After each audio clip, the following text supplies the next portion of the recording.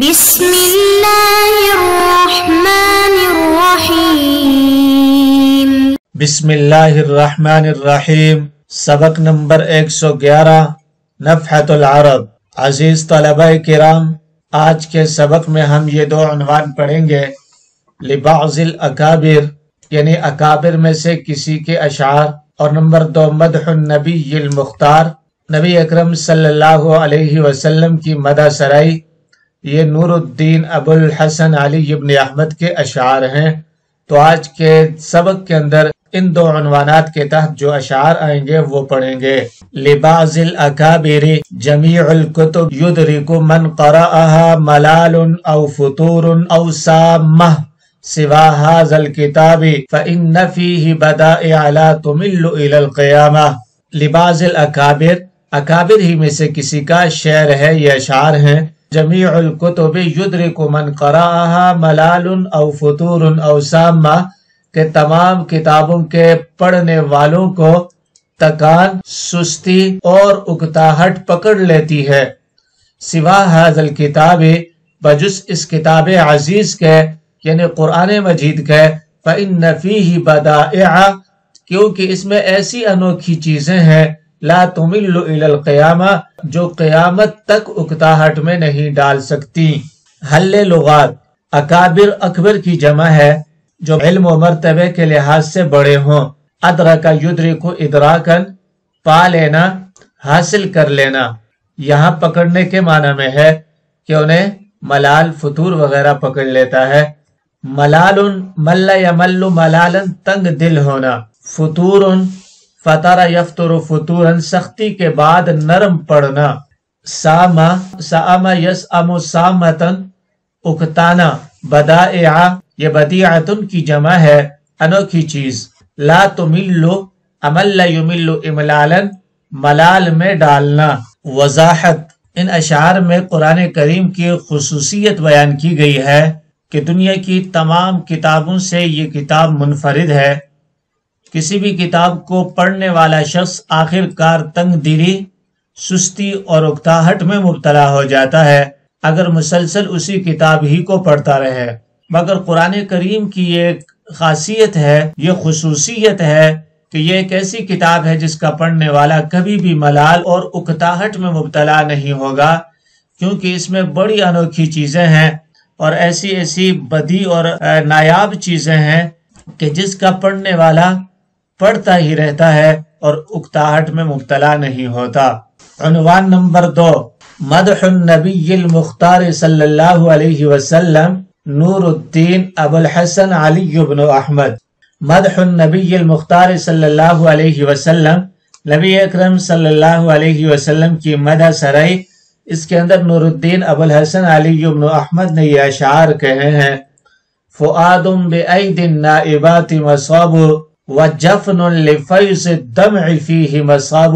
فؤاد بأید النائبات مصاب، میرا دل حوادث زمانہ کی دست درازی سے درد مند ہے۔ وجفن لفیض الدمع فیہ مصاب، اور آنکھ کی پلک آنسو بہنے کی وجہ سے بھیگی ہوئی ہے، یعنی حوادثات زمانہ کی وجہ سے میرا دل غمناک ہے، درد مند ہے، اور اس غمناکی کی وجہ سے آنکھ سے آنسو جاری ہیں۔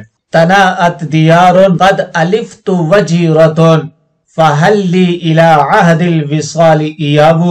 وہ آبادیاں اور پڑوسی دور ہو گئے جن سے میں مانوس تھا، فہل لی الی عہد الوصال ایاب، تو کیا زمانہ وصال کی جانب میری واپسی ممکن ہے؟ یعنی جن پڑوسیوں اور جن علاقوں سے میں مانوس تھا، جن لوگوں سے میں مانوس تھا، وہ لوگ تو دور چلے گئے، کیا اب ان کے ساتھ وصال کی، ملاب کی کوئی صورت ممکن ہو سکتی ہے کہ زمانہ ہمیں پھر سے ملا دے؟ وَفَارَقْتُ أَوْطَانِي وَلَمْ أَبْلُغُ الْمُنَى وَدُونَ مُرَادِي أَبْحُرٌ وَحِضَابُ۔ میں اپنے وطن سے جدا ہو گیا اور میری آرزوؤں کی تکمیل نہ ہوئی۔ وَدُونَ مُرَادِي أَبْحُرٌ، اور میری مراد اور مقصد کے درمیان سمندر، وَحِضَابُ، اور پہاڑ حائل ہیں، یعنی جو میرا مقصد ہے اس کے حصول کے بیچ میں سمندر اور بڑی بڑی گھاٹیاں حائل ہیں۔ اس لیے میری آرزو کی تکمیل بعید نظر آ رہی ہے۔ مضى زمنی والشیب حل بمفرقی وابعد شیء ان یرد شباب، میرا زمانہ گزر گیا اور بڑھاپا میرے سر پر پھیل گیا اور جوانی کی واپسی بعید تر محال ہے۔ یعنی شاعر کہتا ہے زمانہ گزر گیا، بڑھاپا آ چکا ہے، اب جوانی کی واپسی یہ ناممکن اور محال چیز ہی ہے، جس کی محض آرزو ہی کی جا سکتی ہے، اس کا حقیقت میں واپس لوٹنا یہ محال ہے۔ اذا مر عمر المرء ليس براجعی وان حل شیب لم يفده خضاب، جب انسان کی عمر گزر جاتی ہے تو واپس نہیں آتی، اور اگر بڑھاپا اتر آئے تو خضاب اسے فائدہ نہیں دیتا۔ یعنی ایک دفعہ بڑھاپا آ جائے تو پھر مہندی لگانا، خضاب لگانا، خضاب سے رنگنا اس کو، یہ بڑھاپے کو ختم نہیں کر سکتا، اس سے جوانی نہیں آ سکتی۔ فحل حمام الشیب فی فرق لمتی وقد طار عنها للشباب غراب، میری زلف دراز میں بڑھاپے کا کبوتر اتر آیا، وقد طار عنها للشباب غراب، اور وہاں سے جوانی کا کوا اڑ گیا۔ وکم عزت لی فی الزمان واہلہ وبین فؤادی والقبول حجاب، میرے لیے زمانہ اور اہل زمانہ میں بہت سی نصیحتیں ہیں۔ وبین فؤادی والقبول حجاب، میرے دل اور قبولیت کے درمیان پردہ حائل ہے۔ فدا شہوات النفس عنک بمعزل فعذب اللیالی مقتضاہ عذاب، فدا شہوات النفس عنک بمعزل، پس خواہشات نفس کو اپنے سے دور کر کے علیحدگی میں رہ۔ فعذب اللیالی مقتضاہ عذاب، کیونکہ حلاوت شب کا انجام عذاب ہے۔ اطہر اثوابی وقلبی مدنس وازعم صدقا والمقال کذاب، اطہر اثوابی، میں اپنے کپڑوں کی پاکیزگی میں لگا ہوں، وقلبی مدنس، جبکہ میرا حال یہ ہے کہ میرا دل پراگندہ ہے، میرا دل گندا ہے، وازعم صدقا، اور میں سچائی خیال کر رہا ہوں، والمقال کذاب، حالانکہ بات جھوٹی ہے۔ یعنی میں ظاہر کو صاف کر رہا ہوں، ظاہری صفائی میں لگا ہوں، جبکہ باطن پراگندہ ہے، برے خیالات کے اندر اور گناہوں کے اندر لت پت ہے، اور میں اس کو حق سمجھ رہا ہوں، حالانکہ یہ بالکل جھوٹ ہے۔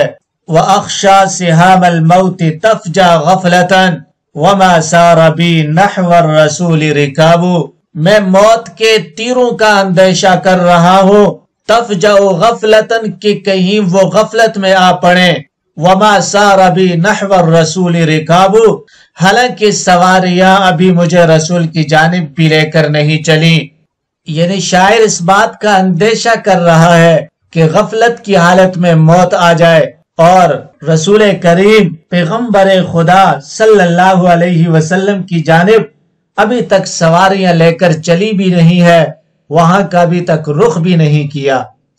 وقلبی معمور بحب محمد فما لی فی غیر الحجاز طلاب، وقلبی معمور بحب محمد، میرا دل حضور صلی اللہ علیہ وسلم کی محبت سے معمور ہے۔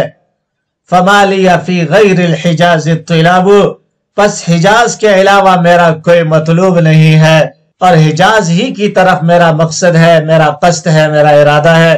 یحن الی اوطانہ کل مسلم فقدس منہا منزل و جناب، ہر مسلمان منازل حجاز کا مشتاق ہے، کیونکہ حجاز کے مکانات اور اس کے صحن مقدس اور بابرکت ہیں۔ فَأَسْعَدُ أَيَّامِ إِذَا قِيلَ هَذِهِ مَنَازِلُ مِنْ وَادِيِ الْحِمَا وَقِبَابُ، فَأَسْعَدُ أَيَّامِ، شاعر کہتا ہے کہ میری زندگی کا مسعود ترین دن وہ ہوگا، میری سعادت کا زمانہ وہ ہوگا، اذا قیل هذه منازل من وادی الحما وقباب، جب کہا جائے کہ یہ ہے مدینہ طیبہ کے مکانات اور گنبد حضرا۔ فجسمی فی مصر وروحی بطیبۃ فللروح عن جسمی هناک مناب، سو میرا جسم مصر میں ہے اور میری روح طیبہ میں ہے. فَلِلرُّوحِ عَنْ جِسْمِي هُنَاكَ مَنَابُ، تو روح کی جسم سے ہٹ کر وہی قیام گاہ ہے. یعنی جسم مصر میں ہے اور روح مدینہ طیبہ میں، اور میری روح کے لیے بجائے جسم کے وہی اقامت گاہ ہے. عَلَى مِثْلِ هَذَا الْعِجْزِ وَالْعُمْرُ مُنْقَزٍ تُشَقُّ قُلُوبٌ لَا تُشَقُّ ثِيَابُ، اس جیسی عاجزی پر جبکہ عمر گزر رہی ہے. تُشَقُّ قُلُوبٌ، دل پھٹ رہے ہیں. لا تشق ثیاب، نہ کہ صرف کپڑے پھٹ رہے ہیں. یعنی اس جیسی عاجزی اور نارسائی پر ایسی حالت میں ہے کہ عمر ختم ہو رہی ہے. کپڑے ہی صرف نہیں پھاڑے جا رہے، نہیں پھٹے جا رہے، بلکہ ساتھ ساتھ دل بھی شق ہو رہے ہیں اور دل بھی پھٹے جا رہے ہیں. وَأَرْجُو ثَوَابًا بِإِمْتِدَاحِ مُحَمَّدًا وَمَا كُلُّ مُسْنٍ فِي الزَّمَانِ يُصَابُ، میں حضور نبی کریم صلی اللہ علیہ وسلم کی مدح سے، تعریف بیان کرنے سے، مدح سرائی سے ثواب کی امید رکھتا ہوں. وَمَا كُلُّ مُسْنٍ فِي الزَّمَانِ يُصَابُ، اور زمانے میں ہر تعریف کرنے والے کو بدلہ نہیں دیا جاتا.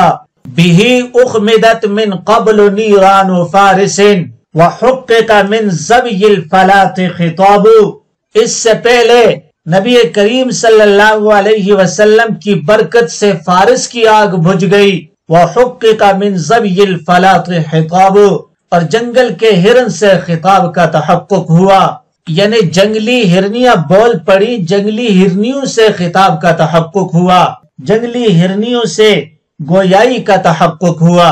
وَكَمْ قَدْ سُقِيَ مِنْ كَفِّهِ الْجَيْشُ فَارْتَوَوْا وَكَمْ قَدْ شَفَى مِنْهُ الْعُيُونُ رُزَابُ، بارہا آپ کے دست مبارک سے لشکر کو پانی پلایا گیا.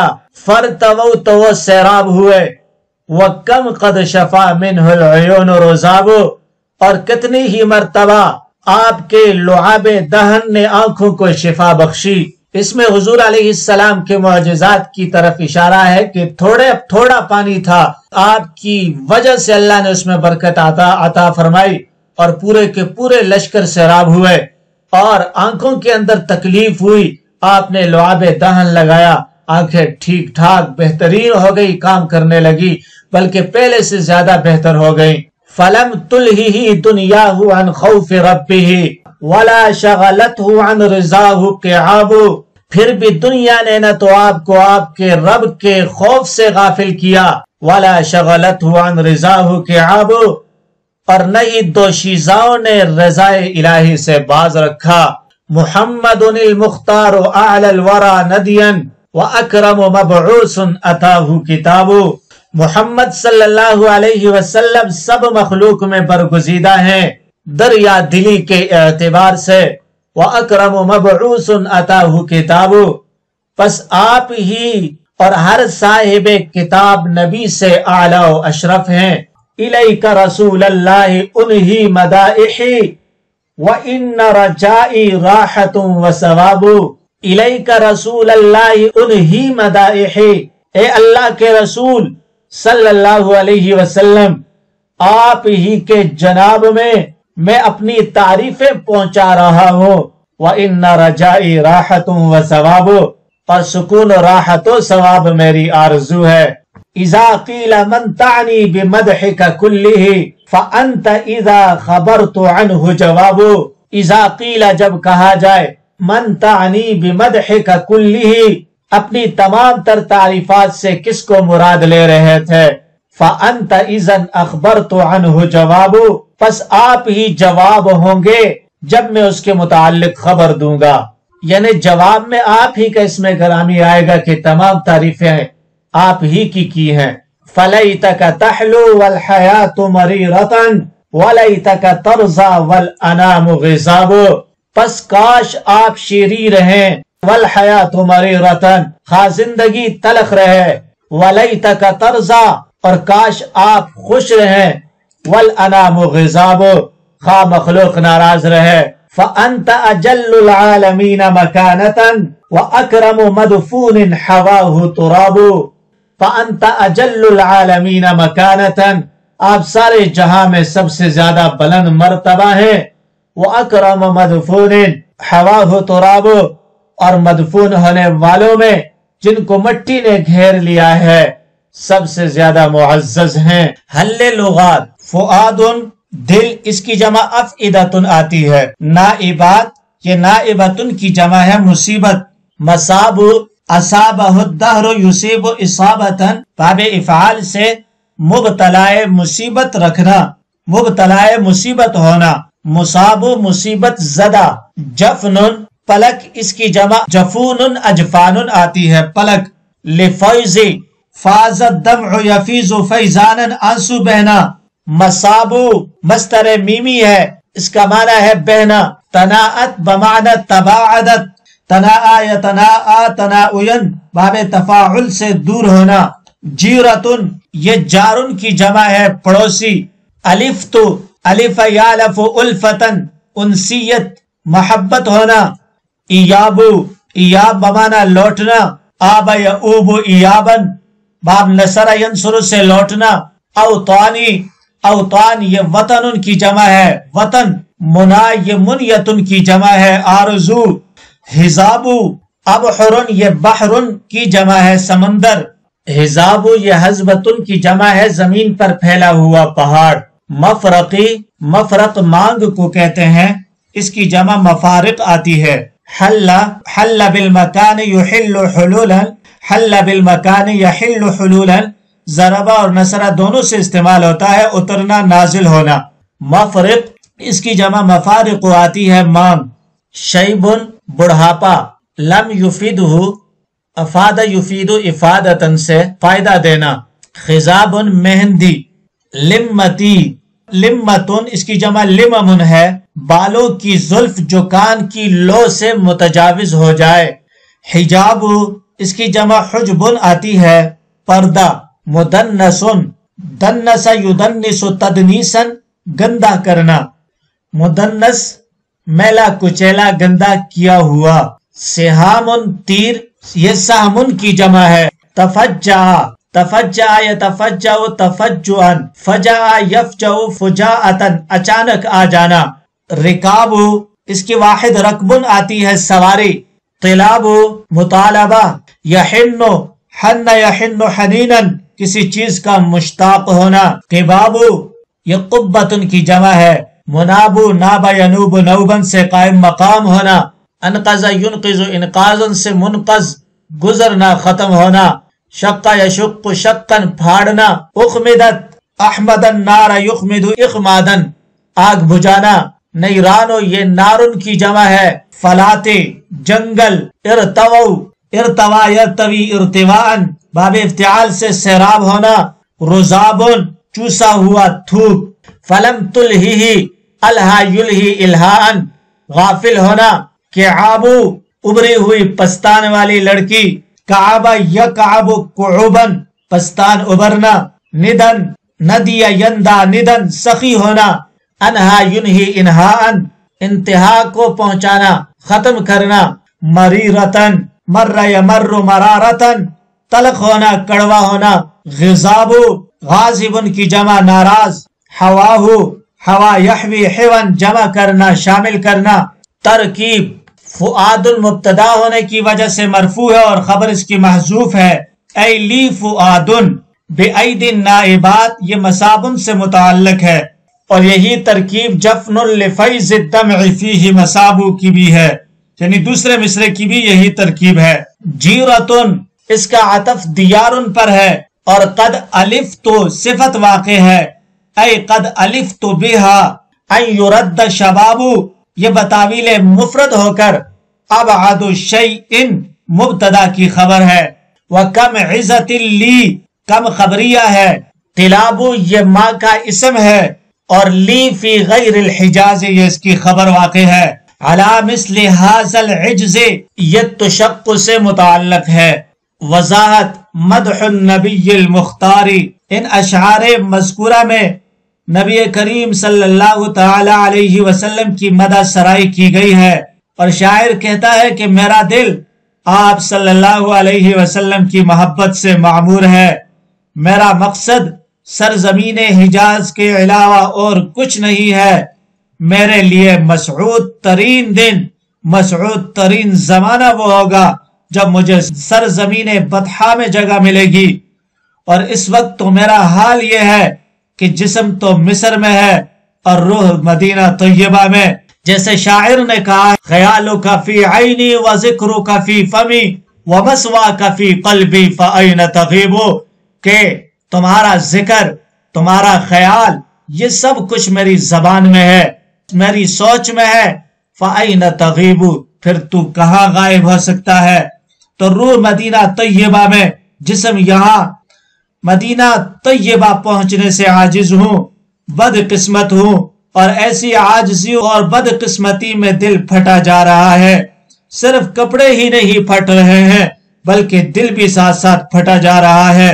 حقیقت یہ ہے کہ بے شمار شعراء اور اہل قلم نے آپ صلی اللہ علیہ وسلم کی تعریف و توصیف کے قصیدے لکھے، اشعار کہے، مگر آخر میں سبھی نے یہ اعتراف کیا، لا يمكن الثناء كما كان حقه، بعد از خدا بزرگ توئی قصہ مختصر، کہ آپ کی ثنا کا حق ادا نہیں ہو سکتا، خدا کے بعد تو ہی بزرگ و برتر ہے۔ قصہ مختصر یہی ہے، یا قلم آولا پا مدح باقی ہے، جیسا کہ شاعر نے کہا ہے کہ قلم آولا پا ہے، مدح ختم نہیں ہو رہی۔ تو حضور کی سیرت نگاری، حضور کی تعریف و ثنا، یہ کسی شاعر نے آج تک دعویٰ نہیں کر سکا کہ اس نے کما حق ادا کر دیا ہے۔ ہر شاعر آخر میں اپنی بے بسی، اپنی لاچاری اور کوتاہی کا ذکر کرتا ہے۔ صلی اللہ علیہ وسلم